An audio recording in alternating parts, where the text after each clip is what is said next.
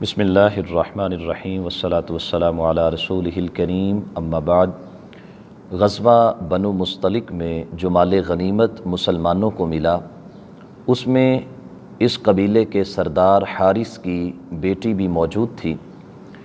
جب مسلمان مدینہ واپس پہنچے تو حارث نے اس بات کو اپنے لیے باعث شرمندگی سمجھا کہ میں قبیلے کا سردار ہوں اور میری بیٹی ایک قیدی کی صورت میں مسلمانوں کے پاس ہے۔ اس نے اپنی بیٹی کو آزاد کروانے کے لیے مال اکٹھا کیا کہ مدینہ چل کے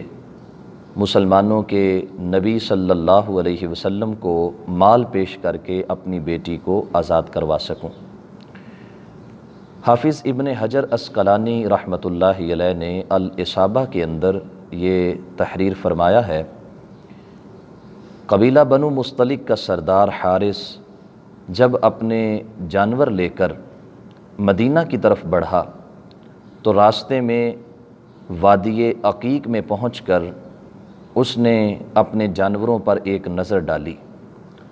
2 اونٹ اسے بہت پسند آئے جو اپنی صحت کے اعتبار سے، اپنی جوانی کے اعتبار سے، تندرستی کے اعتبار سے باقی جانوروں سے بڑھ کے تھے، بہت خوبصورت تھے، بڑے عمدہ جانور تھے وہ۔ تو اس نے ان 2 جانوروں کو وادی میں چھپا دیا کہ جب یہاں سے واپس گزریں گے تو ان کو ساتھ لے جائیں گے، اور باقی جانور لے کر وہ مدینہ میں پہنچا۔ آقا کونین صلی اللہ علیہ وسلم سے اس کی ملاقات ہوئی اور عرض کیا کہ یہ جو جانور ہیں یہ سب کے سب میں اپنی بیٹی کی طرف سے فدیہ ادا کرنے کے لیے لایا ہوں، آپ انہیں قبول کر کے میری بیٹی کو آزاد کر دیجئے۔ سید عالم نور مجسم شفیع معظم صلی اللہ علیہ وسلم نے ارشاد فرمایا کہ اے حارث، یہ جانور تو تم ہمارے پاس لے آئے، ان 2 اونٹوں کے متعلق تمہارا کیا خیال ہے جو تم نے عقیق کی وادی میں چھپا رکھے ہیں؟ اب سید عالم صلی اللہ علیہ وسلم نے جب یہ ارشاد فرمایا اور جو ماضی میں وہ کر چکا تھا اس کو نبی علیہ السلام نے بیان کیا، تو حارث بن ابی درار بنو مصطلق کے سردار جو اس وقت تک کافر تھے اور اس قدر اپنے کفر میں شدت رکھتے تھے کہ مسلمانوں کے خلاف اعلان جنگ بھی کیا ہوا تھا، لیکن جب انہوں نے نبی مہربان صلی اللہ علیہ وسلم کے قریب پہنچ کر نبی غیبداں صلی اللہ علیہ وسلم سے غیب کی خبر کو سنا تو فوراً پکار اٹھے، اشہد ان لا الہ الا اللہ و اشہد انک رسول اللہ، میں گواہی دیتا ہوں کہ اللہ کے سوا کوئی معبود نہیں، اور میں گواہی دیتا ہوں کہ رب ذوالجلال نے آپ کو اپنا رسول بنا کر بھیجا ہے۔ جناب حارث رضی اللہ تعالی عنہ اب کافر نہیں رہے، اب مومن بن چکے ہیں، اور مومن بھی وہ کہ جنہیں صحابہ کرام رضوان اللہ علیہم اجمعین کہا جاتا ہے، جنہیں رب ذوالجلال اپنا گروہ قرار دیتا ہے، جنہیں رب ذوالجلال رضی اللہ عنہم کی سند عطا فرماتا ہے۔ حضرت حارث بن ابی درار رضی اللہ تعالی عنہ عرض کرتے ہیں، اے میرے آقا، خدا کی عزت کی قسم، جب میں وہاں سے نکلا تھا تو مجھ سے کسی نے سبقت نہیں لی کہ جو مجھ سے قبل مدینہ میں پہنچا ہو اور مجھ سے پہلے پہنچ کر اس نے آپ کو میرے احوال کی خبر دے دی ہو۔ جو خبر آپ تک پہنچی ہے وہ رب ذوالجلال کی طرف سے پہنچی ہے، جس رب نے آپ کو میرے متعلق آگاہ کیا ہے اسی رب نے آپ کو اپنا رسول اور نبی بنا کر مبعوث فرمایا ہے۔ احباب ذی وقار، ہمارے آقا صلی اللہ علیہ وسلم رب ذوالجلال کے ان چنے ہوئے انبیاء اور مرسلین میں سے ایک ہیں کہ جن کے دلوں کو رب ذوالجلال نے علوم غیبیہ سے معمور فرما رکھا تھا۔ دور حاضر میں علم غیب یعنی پوشیدہ امور کی خبروں، ان کے حوالے سے جو معاندانہ رویہ لوگوں میں پایا جاتا ہے، اس اعتبار سے اگر دیکھا جائے تو چند مہینے قبل 14 جنوری کو